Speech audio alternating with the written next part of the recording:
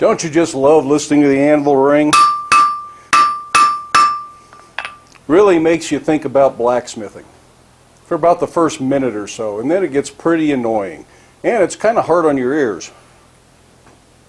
I know some of you have commented about how loud this anvil can be, and we've done a few things to quiet it down throughout the course of the videos that we've been doing, but none of them seem to last and none of them seem to work very well.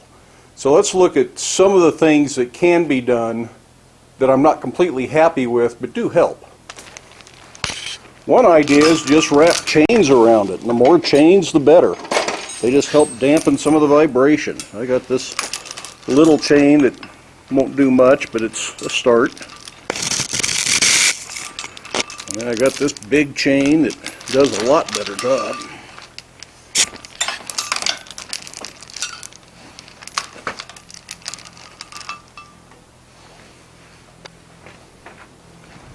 How's that? That's a lot better. Not perfect, but it does help. Now another idea that people have, and this works somewhat too, here it is, nothing, is put some magnets on here. That doesn't help a whole lot. This one under the tail helps about as much as anything. That helps considerably. Now I don't know what happens if we just stick some big welding magnets. Clearly you couldn't work like that. So clearly the more magnets you have and the bigger the magnets you have, the better. And with the chains and the magnet, it's really quite good. The problem is the magnets get loose, they eventually fall on the floor, they end up covered with forged scale that's a real nuisance. Sometimes I want these magnets elsewhere. They just look bad, and face it, I like the way my things look in the shop. But even though those are good, reasonable strategies, I have another idea. I know that my anvil did not ring this loudly when I first chained it to this block. But you'll notice that it's gotten loose. So it can vibrate more, and unfortunately the way I did these chains, it doesn't really allow for them to be pulled any tighter. I would have to put some sort of a turnbuckle or a big eye bolt with a bracket and all that. If I'm going to go through that trouble, I've got an idea I think I like better. So here is my new anvil mounting system. It should hold it much tighter and should solve a lot of the problems that I've had with it. The first thing I'm going to do is I'm going to put these corners, these angle irons, on the corner of the block. These will go right there, and with the anvil where it belongs, because it fits on top of the block perfectly, these will keep the anvil from being able to slide corner to corner, side to side, front to back, whatever. It'll keep it anchored where it's supposed to be, and these will be just below the height of the foot here. They won't stick up. After I do that, I have these big bars that I'm going to use as my clamps. And that's going to clamp right across there and allow me to tighten this. If it gets loose, I can always snug it up a little bit. And that will go into these brackets here. And I'll bolt these. Of course, my tool rack's going to be in the way, so I've got to take that off first. But the other thing that I'm going to do, I'm going to put some caulk under the anvil. That'll help deaden it, it'll help secure it, so I think that's going to be a key component. But just bolting it solidly to this wooden stump will really help. My block is built up out of timbers, it's glued, and it's bolted together. It's got a welded up 3/8 by 1.5 inch collar around the top that keeps it from splitting and falling to pieces, and it is sunk 3 feet in the ground, so the block absolutely doesn't move. The better the anvil is anchored to that block, the less it's going to ring. So the first thing I have to do is wrestle this anvil off the block, and we'll show you a little bit about how I'm going to do that so that I don't hurt my back. I've moved this anvil up and down a few times in the past, and it's easier than you might think it is. My swedge block is just a little bit higher than the anvil base. So with this nice 2x12, I can split that difference, or I can span the gap, I should say, and I can wiggle this up here pretty easily. I've actually done this from the ground. When this anvil came into this shop, and it was in a previous shop, so it's been moved around a few times, I had a longer 2x12, and I just set it on the ground and very slowly wiggled and twisted and danced the anvil up until it got up to the block. So let's see if we can make this happen. Now, this is a really good way to hurt yourself if you're not being careful. So if you're not comfortable doing this kind of stuff, get help. Find an engine hoist, which would really be kind of nice, but there's enough counterweight here. You know, I can move that with one hand. That's not bad. I'm going to put these blocks back a little bit so I can get this 2x12 under there. The big thing is, don't put yourself in the position that if you tip this over, it's coming towards you. So lean it away from you as much as you can, not towards yourself.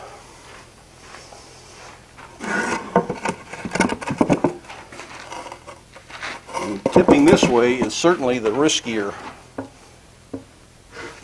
of the tips, because it's much more likely to tip off the back of the anvil block.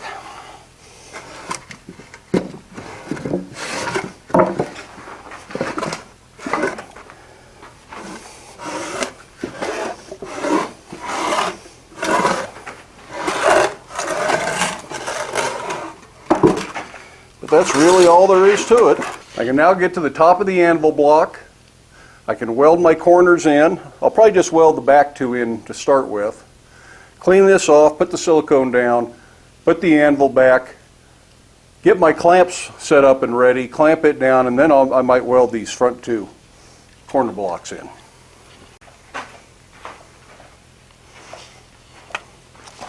Now, this is a good time to double check for level. I know that at one point I had a shim in here, and it looks like it was probably in that corner, and the shim fell out. That's one of the reasons the anvil got loose.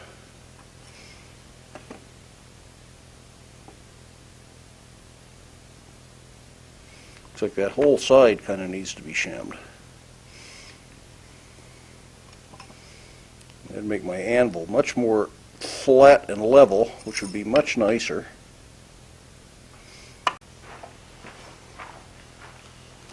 Now, I know the previous shim disappeared at some point because it was just stuck under there and I was counting on the weight of the anvil to hold it. And this one I've got lined up so it's level this way and across here, and my anvil should turn out perfectly straight and level. Now, this does leave a void space in here because this side's higher than that side, but the anvil is solid enough there, and we're going to fill this with silicone. So I think it will be okay. A lot of people make anvil stands that are just a piece of angle iron on either side. It's a frame, so the anvil isn't supported full width anyways. So it's not at all a problem to be supported on both sides. Now, things like this are the reason I think it's a good idea to have modern welding equipment at your shop, even though I prefer not to use it on the projects that I'm sending out the door.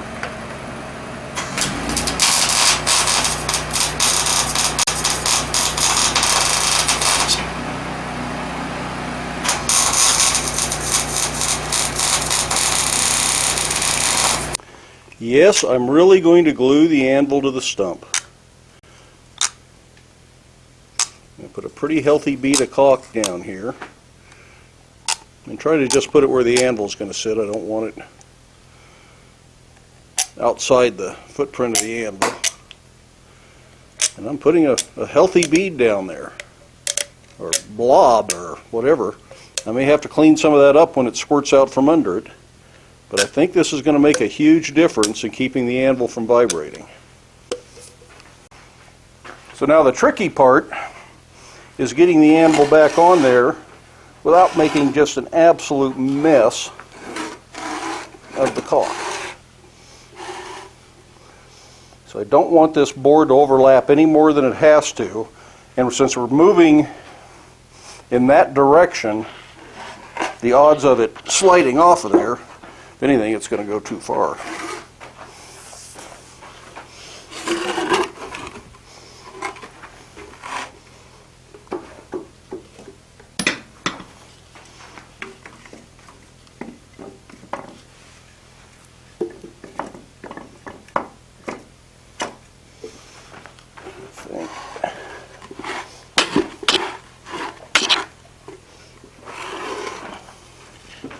There we go.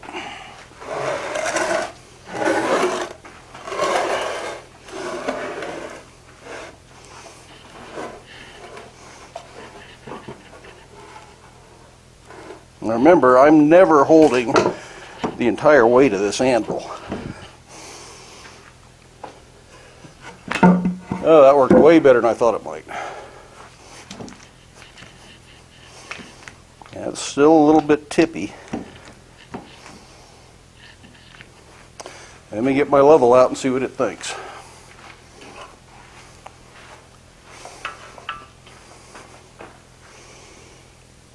But if anything, this side could still come up some.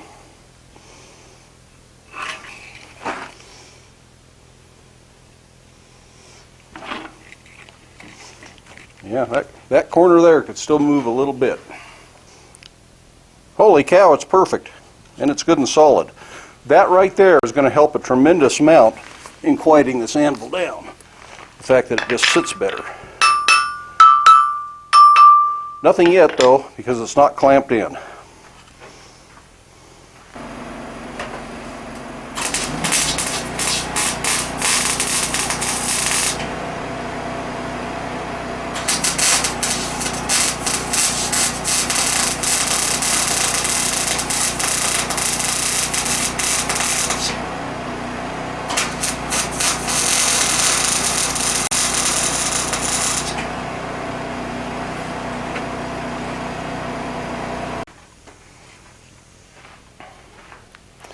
So I've got my big clamps here, and I'm going to kind of thread my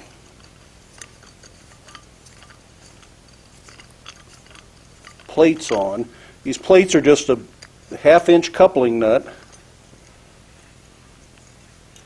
on a quarter-inch plate with a couple of holes drilled in it.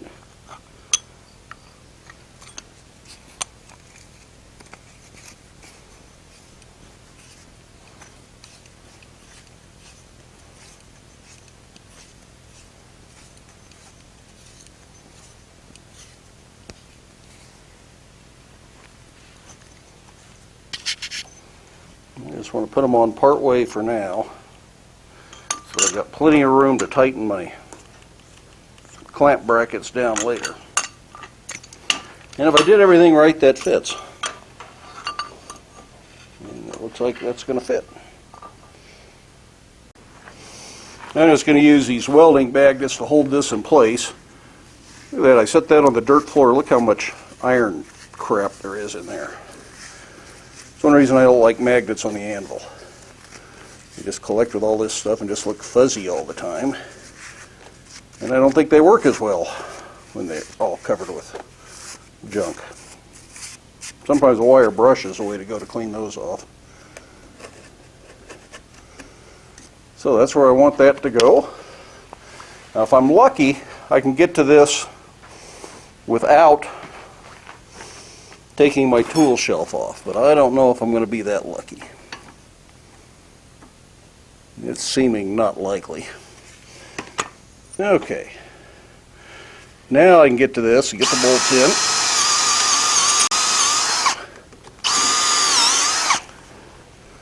Just had to drop two of the bolts so I could pivot that tool rack down.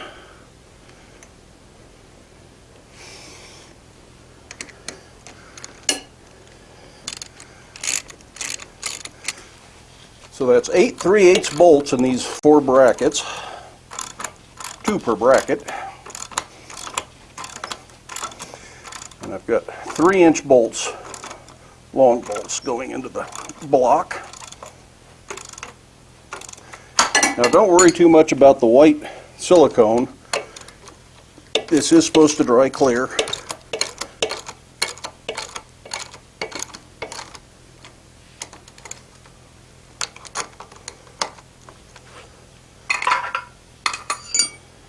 So now I can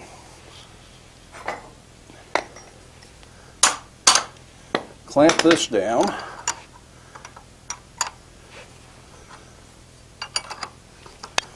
Right now I just want to get it to touch, and I'll go around and do all of them. It's kind of like doing a spare tire, I think. Do it a little bit incrementally instead of tightening one side all the way.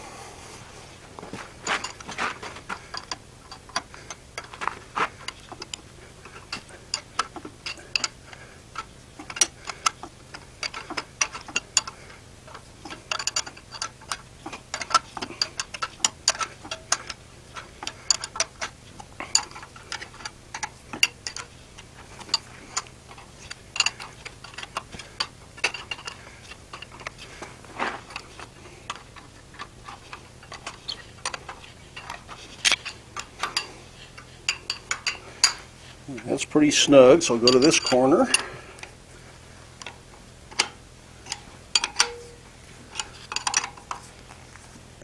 I can always come back and tighten these more later, which is an advantage to this system over my old system of chains.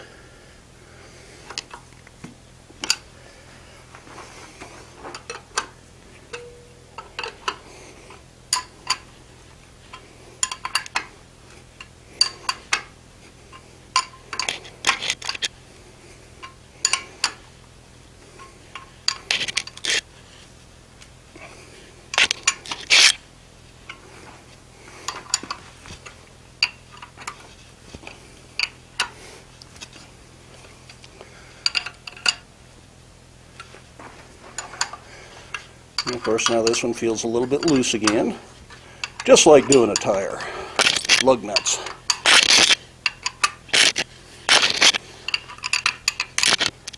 Of course, over time, these half-inch bars may actually bow down a little bit.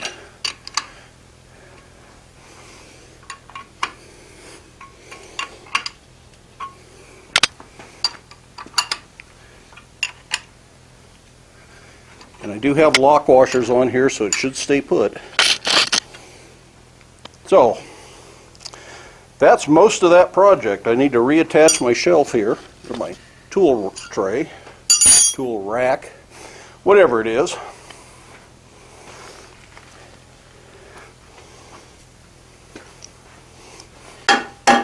It fits tight.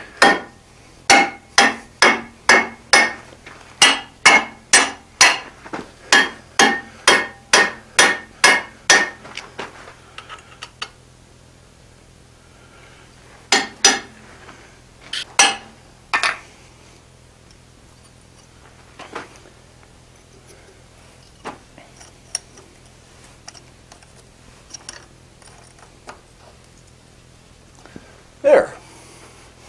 That's all back together. I don't think I'm going to do any heavy forging until all that silicone dries up. But I think we can find out if it's going to ring. That's a pretty dead anvil now. I think that's going to make our videos much more pleasant. Now it's time for me to put all my tools back on the little rack there, put my little swing out shelf back in. I may actually add another couple of tool holders while I'm at it, because I'm not going to do any forging until tomorrow. Really, it's these good solid clamps and the fact that this stump is set 3 feet in the ground that I think did this. The corner brackets are just a bit of insurance to guarantee that the anvil can't slide around corner to corner, and the silicone is just to help deaden it. May be a waste of time, but for $2 or $3 for the tube of silicone, it just doesn't bother me to put it under there, and if it helps, it was worth it. Another thing I could do is put some rubber underneath these clamp bars. And I can always take those back off to do that if I need to. But so far, it doesn't look like I'm going to need to.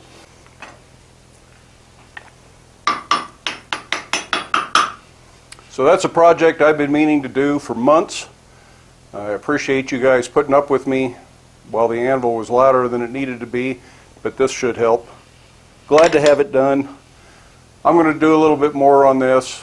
I would encourage you to get out to your shop or watch some more instructional videos here on YouTube if it's not a good time for the shop. But do make time to get to the shop. That's important. Challenge yourself. Maintain your equipment. Make an improvement in the shop. It makes your life better. In the meantime, have fun, stay safe, and do wear your safety glasses. Thanks.